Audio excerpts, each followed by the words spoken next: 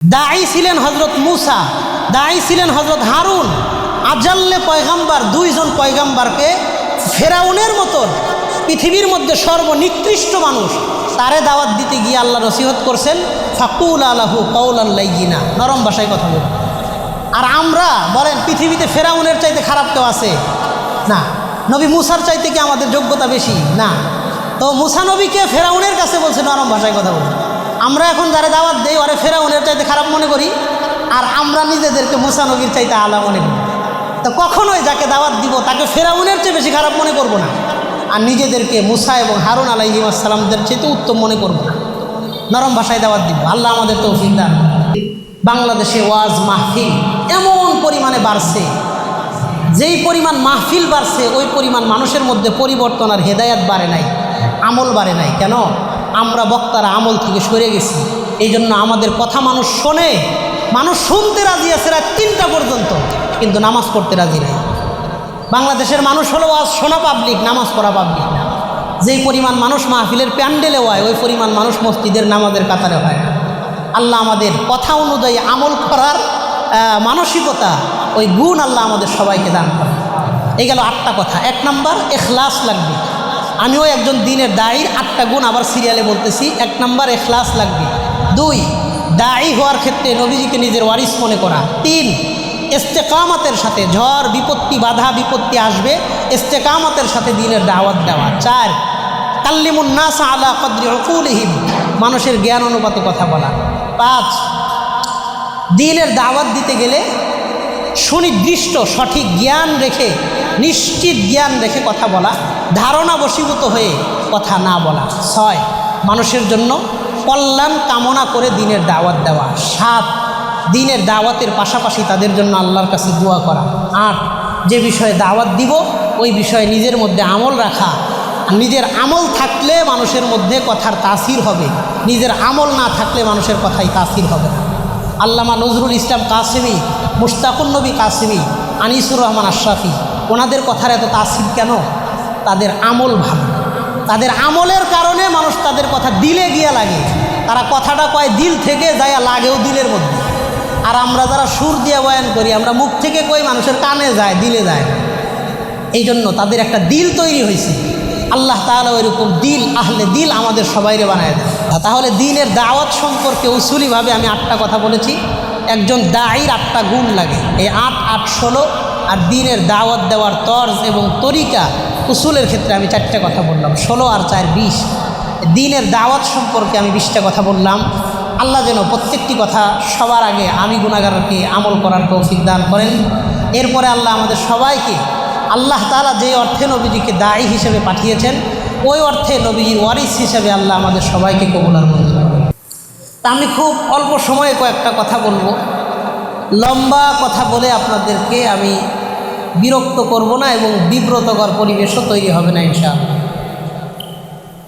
প্রথম কথা হলো, আমরা এখানে যারা আছি সবাই দায়ী ইলাল্লাহ। আমরা মানুষদেরকে দ্বীনের দাওয়াত দিই, নামাজ পড়াই, এগুলো তো দ্বীনের জরুরি অংশ। তাছাড়া আমাদের মূল পরিচয় হলো আমরা একজন দায়ী, দ্বীনের দায়ী বা দায়ী ইলাল্লাহ। আল্লাহর দিকে আমরা মানুষকে ডাকি। তো দ্বীনের দাওয়াতের কাজের কিছু পদ্ধতি আছে, কিছু নিয়ম আছে, কিছু নীতি আছে, কিছু উসুল আছে। আমি ওই কয়েকটা উসুল সম্পর্কেই কয়েকটা কথা আপনাদের সাথে বলব। তো আদ-দাওয়াতু ইলাল্লাহ, আল্লাহর দিকে মানুষকে ডাকা, এটা কাকে বলে? এর সংজ্ঞা কি, ডেফিনেশন কি? এই ব্যাপারে শাইখুল ইসলাম আবুল আব্বাস আহমদ ইবনু আব্দুল হালিম ইবনু তাইমিয়া, যাকে আমরা ইবনু তাইমিয়া রাহিমাহুল্লাহ নামে চিনি, তিনি দাওয়াত কাকে বলে এই ব্যাপারে একটা সংজ্ঞা দিয়েছেন খুব চমৎকার। তিনি বলেন, আদ-দাওয়াতু ইলাল্লাহ হিয়া আদ-দাওয়াতু ইলাল ঈমানি বিহি ওয়া মা জাআত বিহি রুসুলুহু বিতাসদীকিহিম ফীমা আখবারু বিহি ওয়া তাআতিহিম ফীমা আমারু। তিনি বলেন, দ্বীনের দাওয়াত মানে 4টা জিনিসের দাওয়াত। মোহতারাম উলামা ইকরাম, দ্বীনের দাওয়াত মানে কয়টা বিষয়ের দাওয়াত? 4টা বিষয়ে দাওয়াত। 1 নম্বর হিয়াদ দাওয়াতু ইলাল ঈমানি বিহি, মানুষ যেন আল্লাহর প্রতি আস্থা বিশ্বাস রাখে, মানুষ যেন রাসূলদেরকে মানে, সত্য মনে করে। ওয়া তাসদীকিহিম ফীমা আমারু আখবারু বিহি ওয়া তাআতিহিম ফীমা আমারু, নবীদের কথাগুলোকে যেন সত্য মনে করে। 4 নম্বর ওয়া তাআতিহিম ফীমা আমারু, এবং নবী রাসূলদের কথাগুলো যেন তারা আমলে বাস্তবায়ন করে এবং তারা যেই সমস্ত বিষয় থেকে আমাদেরকে নিষেধ করেছেন ওই নিষেধ থেকে যেন মানুষ বিরত থাকে। এই 4টা জিনিসের নাম হলো দ্বীনের দাওয়াত। তাহলে আল্লাহকে বিশ্বাস করা, রাসূলদেরকে বিশ্বাস করা, নবীজির কথাকে সত্য মানা, নবীজির আদেশগুলো পালন করা, নিষেধগুলো থেকে বিরত থাকা। এই 4টা জিনিসের নাম হলো আদ-দাওয়াতু ইলাল্লাহ, বা আল্লাহর দিকে মানুষকে ডাকা। পৃথিবীতে যত নবী রাসূলকে আল্লাহ তাআলা পাঠিয়েছিলেন সবাই দ্বীনের দায়ী ছিলেন। এই বিষয়টা আমাদের জন্য গৌরবের, আমাদের জন্য গর্বের যে পৃথিবীর শুরু লগ্ন থেকে সমস্ত নবী রাসূলগণ দায়ী ছিলেন। আমি যে আয়াতটা তিলাওয়াত করেছি সূরা আহজাবের 45 এবং 46 নম্বর আয়াত, এই 2 আয়াতে আল্লাহ তাআলা বলেন, ইয়া আইয়ুহান নাবিয়্যু ইন্না আরসালনাকা শাহিদাও ওয়া মুবাশশিরাও ওয়া নাযীরা, হে নবী আমি আপনাকে দুনিয়াতে সাক্ষী হিসেবে পাঠাইলাম, শাহিদা ওয়া মুবাশশিরা সুসংবাদদাতা হিসেবে পাঠাইলাম, ওয়া নাযীরা ভীতি প্রদর্শনকারী সতর্ককারী হিসেবে পাঠাইলাম। এর পরের কথাটা আল্লাহ বলেন, ওয়া দাঈয়ান ইলাল্লাহি বিইজনিহি ওয়া সিরাজাম মুনীরা, নবী আমি আপনাকে দুনিয়াতে দাঈ ইলাল্লাহ বানায় পাঠাইছি। তাহলে দাঈ ইলাল্লাহ, দাঈ এটা আমাদের নবীর সিফাত। আল্লাহ এটা কোরআনে বলেছেন, ওয়া দাঈয়ান ইলাল্লাহ, নবী আমি আপনাকে আল্লাহর দিকে দায়ী বানায় পাঠিয়েছি, আপনি মানুষকে আল্লাহর দিকে ডাকবেন। ওয়া সিরাজাম মুনীরা, এবং আলো ছড়ায়, হেদায়েতের আলো ছড়ায় এমন বাতি হিসাবে আমি আপনাকে দুনিয়াতে পাঠিয়েছি। এত যেন আমাদের নবীর কথা যে নবীজি সাল্লাল্লাহু আলাইহি ওয়াসাল্লামকে আল্লাহ দায়ী বানায় পাঠাইছে। অন্য সমস্ত নবীদের কথাও আল্লাহ বলেন, ওয়া ইলা আদিন আখাহুম হুদা, আদ সম্প্রদায়ের কাছে আমি হুদ নবীকে পাঠাইছি। ওয়া ইলা মাদয়ানা আখাহুম সালিহা, ওয়া ইলা মাদয়ানা আখাহুম শুআইবা, মাদিয়ানে আমি শুআইব নবীকে পাঠিয়েছি। ওয়া ইলা সামুদ আখাহুম সালিহা, সামুদ সম্প্রদায়ের কাছে আমি সালেহ নবীকে পাঠিয়েছি। তাহলে প্রত্যেক জায়গায় প্রত্যেক গোত্রের কাছে প্রত্যেক নবীকে আল্লাহ তাআলা দায়ী হিসেবে পাঠাইছেন। কোরআনের বিভিন্ন আয়াতে আল্লাহ বলছেন। আমাদের নবী সাল্লাল্লাহু আলাইহি ওয়াসাল্লামকে স্পেশালি আল্লাহ তাআলা দ্বীনের দাওয়াত পৌঁছানোর জন্য নির্দেশও করেছেন। আল্লাহ বলেন, ইয়া আইয়ুহার রাসূল বাল্লিগ মা উনজিলা ইলাইকা মির রাব্বিক ওয়া ইল্লাম তাফআল ফামা বাল্লাগতা রিসালাতা আল্লাহু ইয়াসিমুকা মিনান নাস, নবী আপনার প্রতি যে সমস্ত ওহীর বাণী আমি নাজিল করেছি আপনি তা মানুষ পর্যন্ত পৌঁছায়া দেন। যদি আপনি মানুষ পর্যন্ত দ্বীনের দাওয়াত না পৌঁছায়া দেন, ওয়া ইল্লাম তাফআল ফামা বাল্লাগতা রিসালাতা, তাহলে আপনি দ্বীনের দায়িত্ব পালন করেছেন বলে বিবেচিত হবেন না। আর দ্বীনের কাজ করতে গেলে আপনার অনেক বাধা আসবে, বিপত্তি আসবে, মানুষ আপনার বিরোধিতা করবে, ষড়যন্ত্র করবে, চক্রান্ত করবে। আল্লাহ তাআলা নবীজিকে অভয় দিয়ে বলেন, আল্লাহু ইয়াসিমুকা মিনান নাস, মানুষের বিরোধিতা থেকে আল্লাহ তাআলা আপনাকে হেফাজত করবে, মানুষের চক্রান্ত থেকে আল্লাহ আপনাকে হেফাজত করবে। 4 নম্বর কথা হলো, নবীজি সাল্লাল্লাহু আলাইহি ওয়াসাল্লাম 3 বছর পর্যন্ত দ্বীনের দাওয়াতটা গোপনে গোপনে চালু করেছে, গোপনে গোপনে দ্বীনের দাওয়াত দিয়েছে। এরপরে সাফা পাহাড়ের উপরে উঠা নবীজি সাল্লাল্লাহু আলাইহি ওয়াসাল্লাম সর্বপ্রথম দ্বীনের দাওয়াতটা প্রকাশ্যে ঘোষণা দিয়েছেন। হযরত আব্দুল্লাহ ইবনে আব্বাস রাদিয়াল্লাহু আনহুমা থেকে এই ব্যাপারে বুখারীতে হাদিস আসছে, লম্বা হাদিস। আমি শুধু ছোট্ট একটা অংশ বলি। হযরত আব্দুল্লাহ ইবনে আব্বাস বলেন, লাম্মা নাজালাত ওয়া আনজির আশীরাতাকাল আকরাবিন, যখন এই আয়াত নাজিল হইল যে নবী আপনি আপনার আত্মীয় স্বজনদেরকে প্রকাশ্যে দ্বীনের দাওয়াত দেন, এই আয়াত নাজিল হওয়ার পরে সাইদান নবী সাল্লাল্লাহু আলাইহি ওয়াসাল্লামা আলাস সাফা, নবীজি সাফা পাহাড়ের উপরে উঠলেন। ফাজা আলা ইউনাদি ইয়া বানি আদিয়িন ইয়া বানি ফিহরিন লিবুতুনি কুরাইশি, কুরাইশ বংশের সমস্ত গোত্রের নাম নিয়ে নিয়ে ডাকলেন, তোমরা সাফা পাহাড়ের কাছে আসো। সব গোত্রের মানুষ আসলো, হাত্তা ইজতামাউ, সব মানুষ পাহাড়ের কাছে আসছে।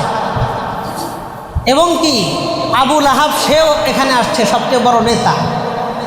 নবীজি সাল্লাল্লাহু আলাইহি ওয়াসাল্লাম তাদেরকে ডাক দিয়ে বললেন, আরো আইতাকুম, তোমরা কি মনে করো, লাউ আখবারতুকুম আন্না খাইলাম বিল ওয়াদি তুরিদু আন তুগীরা আলাইকুম ফাহাল আনতুম মুসাদ্দিকিয়া, আমি যদি তোমাদেরকে কোনো দুঃসংবাদ দেই তাইলে কি আমার কথা তোমরা সত্য হিসেবে মাইনা নিবা? তো কাফেররা এক বাক্যে জবাব দিয়েছিল, হ্যাঁ আমরা আপনার কথা সত্য মানব। কেন? তারা একটা কারণ বলেছিল, মা জাররাবনা আলাইকা ইল্লা সিদকা, নবী আমরা সারা জীবনে আপনারে মুহাম্মদ কোনোদিন মিথ্যা কথা বলতে দেখি নাই।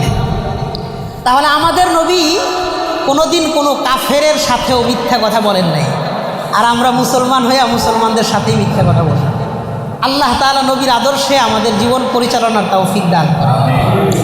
এই হলো নবী সাল্লাল্লাহু আলাইহি ওয়াসাল্লামের একটা ছোট্ট আদর্শ। কাফেররা সাক্ষী দিতেন যে মা জাররাবনা আলাইকা ইল্লা সিদকা, আমরা সারা জীবনে আপনাকে মিথ্যা কথা বলতে দেখি নাই, তো আজকে কেন মিথ্যা বলবেন? তার মানে আজকে যেটা বলবেন সেটাও সত্য বলবেন। এরপরের ঘটনা আপনারা ওলামা ইকরাম সবাই জানেন। 3 বছর পর্যন্ত নবীজি গোপনে গোপনে দাওয়াত দিলেন, এরপরে প্রকাশ্যে ঘোষণা দিয়ে দাওয়াতি কার্যক্রম শুরু করলেন। নবীজি সাল্লাল্লাহু আলাইহি ওয়াসাল্লাম বলেন যে আমি সর্বশেষ নবী, আমার পরে আর কোনো নবী আসবে না। এটাও বুখারীর লম্বা একটা হাদিস, 3535 3535 নম্বর হাদিসের মধ্যে নবীজি বলেন, ইন্না মাসালি ওয়া মাসালাল আম্বিয়া মিন ক্বাবলি, আমি নবী এবং আমার আগে যারা নবী ছিলেন তাদের একটা পার্থক্য হলো, দৃষ্টান্ত হলো, কামাসালি রজুলিন বানা বাইতান ফাহসানাহু আজমালাহু, ওই ব্যক্তির মতো খুব সুন্দর করে একটা ঘর বানাইছে, অনেক চমৎকার করে একটা ঘর বানাইছে, ইল্লা মাউজিআ লাবিনাতিন মিন জাওিয়া, কিন্তু এক কর্নারে ছোট্ট একটা ইটের জায়গা খালি রাখছে, যেটা দিয়ে ঘরের ভিতর বাহির সব দেখা যায়। নবী বলেন, ফাজআলান নাসু ইয়াতুফুনা বিহি ওয়া ইয়াজাবুনা লাহু, মানুষ ঘর ঘুরে ঘুরে দেখে আর আশ্চর্য হয়। ওয়া ইয়াকুলুন, তারা বলে, হাল্লা উজিআত হাদিহিল লাবিনা, এই ইটের জায়গাটা কেন খালি রাখছে? এই জায়গায় ইটটা রাখলে কি সমস্যা ছিল? ইটটা রাখলেই তো পরিপূর্ণ হয়ে যাইতো, কত সুন্দর দেখা যাইতো। নবীজি বলেন, ফাআনাল লাবিনা ওয়া আনা খাতামুন নাবিয়্যিন লা নাবিয়্যা বাদি, আমি হইলাম ওই ইটের মতন, আমি সর্বশেষ নবী, আমার পরে ওই ইট লাগিয়ে গেলে যেমন ইট লাগানোর আর জায়গা নাই, তা আমি সর্বশেষ নবী, আমার পরে আর কোনো নবী নাই। তা আমরা ওলামা ইকরাম অনেক সময় দেখা যায় কাদিয়ানীদেরকে তাদের মতবাদের বিরুদ্ধে যখন কথা বলি, নবীজি নিজেকে শেষ নবী ঘোষণা করে গেছেন এমন অসংখ্য হাদিস আছে, অথচ আমাদের ওই হাদিসগুলো জানা থাকে না। এই জন্য আমাদের বাতিল মতবাদ মোকাবেলার জন্য একটু সময় নিয়ে বিশেষ কিছু ছোট ছোট বই পাওয়া যায় আহলে হক ওলামা ইকরামদের, ওই বিষয়গুলো যদি আমরা আমাদের মোতালায় আনতে পারি তো আশা করা যায় কোনো বাতিল মতবাদ হক্কানি আলেমদের সামনে দাঁড়ায় 2 মিনিট টিকতে পারবে না ইনশাআল্লাহ। প্রচুর খেদমত আছে, শুধু ওই খেদমতটা আমাদের নেওয়া দরকার, একটু সময় বের করে ওর সাথে একটু মুমারাসাত তৈরি করা দরকার। আল্লাহ সবার আগে আমাকে, এরপরে আমাদের সবাইকে তৌফিক দান করেন। এই হলো দাওয়াত সম্পর্কে কয়েকটা কথা বলি। যিনি দায়ী হবেন, দ্বীনের দায়ী, তার মধ্যে 8টা সিফাত লাগে। যিনি দ্বীনের দায়ী হবেন, একজন বক্তা, তো আমরা কার বয়ান শুনব? তো যার মধ্যে 8টা সিফাত আছে তার বয়ান শুনব। একজন ইমাম খতিব, আমি দ্বীনের দাওয়াত দিব, আমার মধ্যে কিছু গুণ দরকার আছে। তো কী গুণ দরকার আছে? 8টা গুণের কথা কিতাবাদি ঘাটলে পাওয়া যায় যে একজন দায়ীর মাঝে 8টা গুণ থাকতে হয়। 1 নাম্বার, ইখলাস থাকতে হয়। আল্লাহ তাআলা নিজে নবীজিকে বলছেন, কুল ইন্নী উমিরতু আন আ'বুদাল্লাহা মুখলিসান লাহুদ্দীন, নবী আপনি কোন যে আল্লাহ আমার আদেশ করেছে আমি যেন ইখলাসের সাথে আল্লাহর ইবাদত করি। নবীজির কি ইখলাসের কোনো কমতি ছিল? আল ইয়াযু বিল্লাহ, না। তারপরেও ইখলাসের বিষয়টা জোর দিয়ে আল্লাহ নবীজির মুখ থেকে বলাইছেন, কুল ইন্নী উমিরতু আন আ'বুদাল্লাহা মুখলিসান লাহুদ্দীন, আমি যেন আল্লাহর ইবাদত করি ইখলাসের সাথে। তা আল্লাহ যেন আমাদের ভরপুর ইখলাসের মালিক এবং ইখলাসের দৌলত আমাদের সবাইকে দান। 2 নাম্বার, দ্বীনের দাওয়াত দিতে গিয়া আমরা নিজেদেরকে নবীজির ওয়ারিস মনে করি। আমরা নবীজির ওয়ারিস, ওয়ারাসাত হিসেবে এই দায়িত্ব আমরা পেয়েছি, খেয়ানত করা যাবে না। 3, তাহলে 1 নম্বর ইখলাস, 2 নম্বর ইস্তিকামাত, নিজেদেরকে নবীজির ওয়ারিস মনে করব, ওয়ারাসাত। 3 নম্বর ইস্তিকামাত, দ্বীনের দাওয়াতের কাজ করবে, তার বাধা বিপত্তি আসবে না, এরকম বহুত মুশকিল বিষয়। ইস্তিকামাতের সাথে দাওয়াত দেওয়া। আল্লাহ তাআলা কোরআনে কারীমের মধ্যে বলেন, ওয়া আরসালনা নূহান ইলা কওমিহি ফালাবিসা ফীহিম আলফা সানাতিন ইল্লা 50 আমা। আমি নূহ নবীকে তার জাতির কাছে পাঠাইছি, 1000 বছর দ্বীনের দাওয়াত দিছে, 50 বছর কম। তার মানে 950 বছর তিনি দ্বীনের দাওয়াতের কাজ করেছেন। আল্লাহ এই ইস্তেকামাতের দৃষ্টান্তটা উম্মতে মুহাম্মাদিকেও শোনায় দিয়েছে। দেখো, তিনি 950 বছর দাওয়াত দিয়ে মাত্র 80 জন মুসলমান হয়েছে। এক জায়গায় পাওয়া যায় এক রেওয়ায়েতে মাত্র 42 জন। 950 বছর দাওয়াত দিলে 42 জন হয়েছে। তা আল্লাহ আমাদেরকে ইস্তেকামাতের নজিরগুলো সামনে রেখে ইস্তেকামাতের সাথে কাজ করার তৌফিক দান করে। তাহলে 1 নম্বর হলো দ্বীনের দাওয়াত দিতে হলে ইখলাস লাগে। 2, নিজেকে নবীজির ওয়ারিস মনে করতে হয়। 3, ইস্তেকামাতের সাথে দাওয়াত দিতে হয়। 4, এই বিষয়টা গুরুত্বপূর্ণ, আমরা মানুষের জ্ঞান অনুপাতে কথা বলা। একটা হাদিস আছে, নবী সাল্লাল্লাহু আলাইহি ওয়াসাল্লাম বলেন, আব্দুল্লাহ ইবনে ওমর থেকে বর্ণিত, তিনি বলেন, কাল্লিমুন নাস আলা কদরি উকুলিহিম, মানুষের জ্ঞান অনুপাতে কথা বলা। এটা একটা খুব জরুরি বিষয়। আমাদের অনেক আলোচনা অনেক জায়গার জন্য উপযুক্ত না। আপনি যদি গ্রামের একটা একদম অজপাড়া একটা গ্রামে বৈশা যদি ইন্টারফেথ, ইত্তিহাদুল আদিয়ান, হুলুল, ওয়াহদাতুল উজুদ, এই সমস্ত বিষয়গুলো নিয়ে, আকীদার কঠিন কঠিন বিষয় নিয়ে বয়ান করেন, কোনটা নাসেখ, কোনটা মানসুখ, কোনটা তারজিহ পাবে, কোনটা তারজিহ পাবে না, উজুহে তারজিহ কী হবে, নাসেখের ইল্লত কী, কোন হাদিস মুনকাতি, কোন হাদিস মারফু, কোন হাদিসে কি সমস্যা আছে, এই বিষয়গুলো নিয়ে যদি আলোচনা করেন গ্রামের মসজিদে, আকীদার বিষয়গুলো জরুরি, কিন্তু এই এলাকার মানুষেরা এই আলোচনার জন্য উপযুক্ত না। গ্রামের একটা মাহফিলে নুরুল ইসলাম অলিপুরি সাহেব দামাত বারাকাতুহুমকে দাওয়াত দিয়ে দেখেন, ওনার আলোচনা বোঝার মতন ওই এলাকার মানুষের উপযুক্ত মানুষের তো দরকার আছে। এখন কোনো এলাকায় যদি ওনার আলোচনা কেউ না বোঝে, তাইলে এটা অলিপুরি সাহেবের আলোচনার দোষ না, এটা হলো ওই এলাকার মানুষের জীবনযাত্রার মান নিম্নমানের। এই জায়গায় তাকে প্রফিট করা যাবে না, এই জায়গায় হযরতকে বসানো যাবে না। এই জন্যই নবীজির এই কথাটা মাথায় রাখা, কাল্লিমুন নাস আলা কদরি উকুলিহিম, মানুষের জ্ঞান অনুপাতে কথা বলো। যে যে কথা বোঝার উপযুক্ত তাকে সেই কথা বলো, যে যেই কথা বলার উপযুক্ত না, যেই ভাষা বোঝার উপযুক্ত না, ওই ভাষায় তাকে সেই কথা বইল। আল্লাহ আমাদের এই হাদিসের উপরে আমল করার মতন যোগ্যতা আমাদের সবাইকে আল্লাহ দান করে। এই গেল 4 নম্বর কথা। 5 নম্বর কথা, যে বিষয়ে আমরা কথা বলবো ওই বিষয়ে নিশ্চিত জ্ঞান রাখা। নিশ্চিত জ্ঞান না রেখে কথা বলা খুব ঝামেলা, অসুবিধা। আল্লাহ নিজেও এটা বলেন, ওয়ালা তাকফু মা লাইসা লাকা বিহি ইলম ইন্নাস সামআ ওয়াল বাসারা ওয়াল ফুআদা কুল্লু উলাইকা কানা আনহু মাসউলা। যেই বিষয়ে নিশ্চিত জানো না ওই বিষয়ে নবী আপনি কথা বললেন না। ইন্নাস সামআ ওয়াল বাসারা ওয়াল ফুআদা, চোখ, কান, নাক, দিল সব বিষয়ে আপনাদেরকে জিজ্ঞাসা করা হবে। সুনিশ্চিত জ্ঞান রাখে কথা বলা, এটা একজন দায়ীর 5 নম্বর সিফাত। 6 নম্বর, দ্বীনের যিনি দাওয়াত দিবেন তিনি মানুষের হিতাকাঙ্ক্ষী হিসেবে দাওয়াত দিবেন। হিতাকাঙ্ক্ষী, আর দ্বীন আন নসিহা, এই বিষয়টা খেয়াল রাখা। 7 নম্বর কথা, দ্বীনের দাওয়াতের পাশাপাশি মানুষের জন্য দোয়া করা, এটা একটা দায়ীর গুরুত্বপূর্ণ গুণ।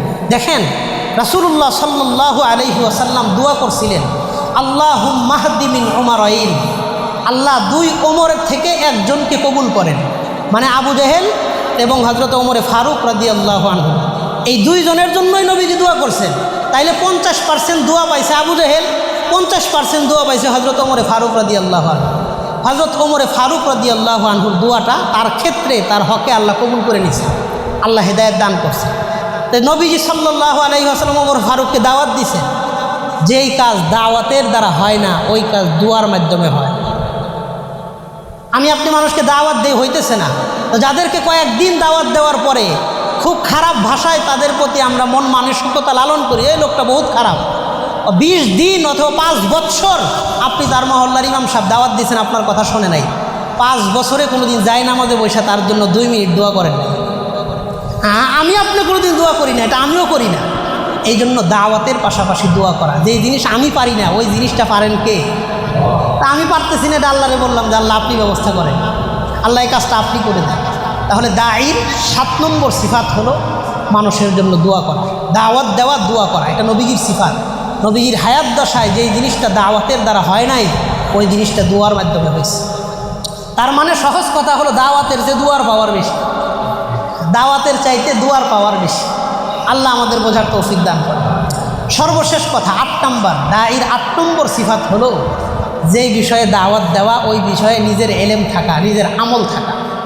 আল্লাহ তাআলা নিজেই বলেন, লিমা তাকুলুনা মা লা তাফআলুন, কেন তোমরা মানুষকে ও কথা বলো যেটা করো না। এই জন্য আমাদের বাংলাদেশে ওয়াজ মাহফিল এমন পরিমাণে বাড়ছে, যেই পরিমাণ মাহফিল বাড়ছে ওই পরিমাণ মানুষের মধ্যে পরিবর্তন আর হেদায়াত বাড়ে নাই, আমল বাড়ে নাই। কেন? আমরা বক্তারা আমল থেকে সরে গেছি। এই জন্য আমাদের কথা মানুষ শোনে, মানুষ শুনতে রাজি আছে রাত 3টা পর্যন্ত, কিন্তু নামাজ পড়তে রাজি নাই। বাংলাদেশের মানুষ হলো ওয়াজ শোনা পাবলিক, নামাজ পড়া পাবলিক না। যেই পরিমাণ মানুষ মাহফিলের প্যান্ডেলে হয়, ওই পরিমাণ মানুষ মসজিদের নামাজের কাতারে হয় না। আল্লাহ আমাদের কথা অনুযায়ী আমল করার মানসিকতা, ওই গুণ আল্লাহ আমাদের সবাইকে দান করে। এই গেল 8টা কথা। 1 নম্বর, এখলাস লাগবে। আমিও একজন দ্বীনের দায়ীর 8টা গুণ আবার সিরিয়ালে বলতেছি। 1 নম্বর, এখলাস লাগবে। 2, দায়ী হওয়ার ক্ষেত্রে নবীজিকে নিজের ওয়ারিস মনে করা। 3, ইস্তেকামতের সাথে, ঝড় বিপত্তি বাধা বিপত্তি আসবে, ইস্তেকামতের সাথে দ্বীনের দাওয়াত দেওয়া। 4, কাল্লিমুন নাস আলা কদরি উকুলিহিম, মানুষের জ্ঞান অনুপাতে কথা বলা। 5, দ্বীনের দাওয়াত দিতে গেলে সুনির্দিষ্ট সঠিক জ্ঞান রেখে, নিশ্চিত জ্ঞান রেখে কথা বলা, ধারণা বশীভূত হয়ে কথা না বলা। 6, মানুষের জন্য কল্যাণ কামনা করে দ্বীনের দাওয়াত দেওয়া। 7, দ্বীনের দাওয়াতের পাশাপাশি তাদের জন্য আল্লাহর কাছে দোয়া করা। 8, যে বিষয়ে দাওয়াত দিব ওই বিষয়ে নিজের মধ্যে আমল রাখা। নিজের আমল থাকলে মানুষের মধ্যে কথার তাসির হবে, নিজের আমল না থাকলে মানুষের কথাই তাসির হবে না। আল্লামা নজরুল ইসলাম কাসেমি, মুশতাকুন নবী কাসেমি, আনিসুর রহমান আশরাফি, ওনাদের কথার এত তাসির কেন? তাদের আমল ভালো। তাদের আমলের কারণে মানুষ তাদের কথা দিলে গিয়া লাগে। তারা কথাটা কয় দিল থেকে যায়, লাগেও দিলের মধ্যে। আর আমরা যারা সুর দিয়ে বয়ান করি, আমরা মুখ থেকে কই, মানুষের কানে যায়, দিলে যায় না। এই জন্য তাদের একটা দিল তৈরি হয়েছে। আল্লাহ তাআলা ওইরকম দিল, আহলে দিল আমাদের সবাইরে বানায় দেয়। তাহলে দাওয়াত সম্পর্কে আমি 8টা কথা বলছি, দ্বীনের দায়ী সম্পর্কে 8টা কথা বললাম। দায়ীর 8টা গুণ, 8, 8, 16। এখন দ্বীনের দাওয়াতটা কিভাবে দিব? দ্বীনের দাওয়াতটা দেওয়ার 4টা উসুল আছে, 4টে পদ্ধতি আছে। এই 4টা পদ্ধতিতে দ্বীনের দাওয়াত দেওয়া। 1 নম্বর, হিকমত এবং কৌশলের মাধ্যমে দ্বীনের দাওয়াত দেওয়া। আল্লাহ এটা বলেছেন, উদউ ইলা সাবিলি রব্বিকা বিল হিকমাতি ওয়াল মাউইজাতিল হাসানাহ ওয়াজাদিলহুম বিল্লাতি হিয়া আহসান। মানুষের সাথে ঝগড়ার অনেক পদ্ধতি আছে। আল্লাহ বলেন আহসান পদ্ধতিতে ঝগড়া করব, আহসান পদ্ধতিতে মোকাবেলা করব। আল্লাহ আমাদের বোঝার তৌফিক দান করে। তাহলে 1 নম্বর কথা হলো হিকমতে দাওয়াত দেওয়া, কৌশলে দাওয়াত দেওয়া, মায়ের পিঠে না যাওয়া, কৌশলে দাওয়াত দেওয়া। 2 নম্বর, দাওয়াত দেওয়ার ক্ষেত্রে নরম ভাষায় দাওয়াত দেওয়া। হ্যাঁ, নরম ভাষা। যত বড় অপরাধী হোক তার সাথে নরম ভাষায়, দাওয়াতের ভাষা হবে নরম। যেমন কোরআনে আর স্পষ্ট উদাহরণ আছে। আল্লাহ তাআলা হযরতে হারুন আলাইহিস সালাম আর মূসা আলাইহিস সালাম, 2 জন নবী, আল্লাহ বললেন ইযহাবা ইলা ফিরআউনা ইন্নাহু তাগা, ফিরআউনের কাছে যাও, সে সীমা লঙ্ঘন করেছে। ফাকুলা লাহু কাওলান লাইয়িনা, তাদের সাথে, ফিরআউনের সাথে নরম ভাষায় কথা বলবে। লাআল্লাহু ইয়াতাযাক্কারু আও ইয়াখশা, হয়তো সে নসিহত গ্রহণ করবে অথবা আল্লাহর ভয় করবে।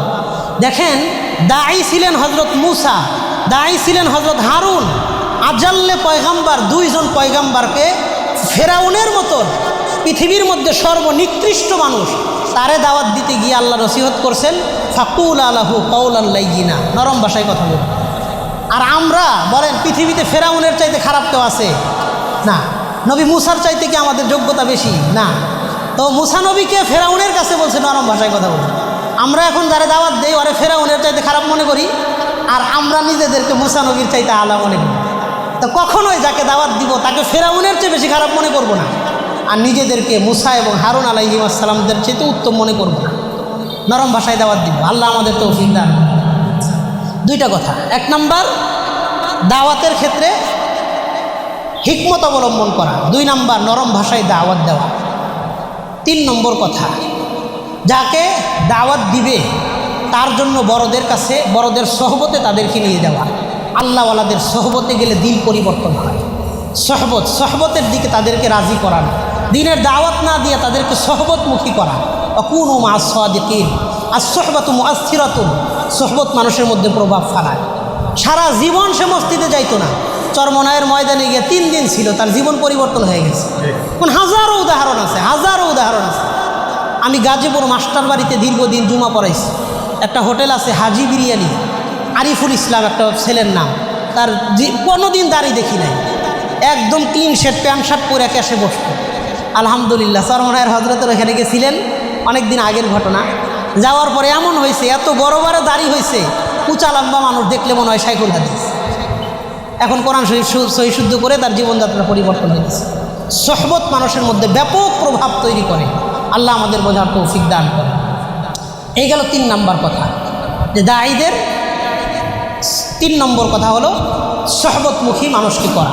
4 নম্বর কথা, একজন দায়ী এ কথা মনে মনে চিন্তা করা, আমি যাকে দাওয়াত দিব ওই ব্যক্তি যদি আমার কথা শুনে আমল করে, সে আমল করে যেই পরিমাণ সওয়াব পাবে, আমি দাওয়াত দিয়ে সমপরিমাণ সওয়াব পাবো।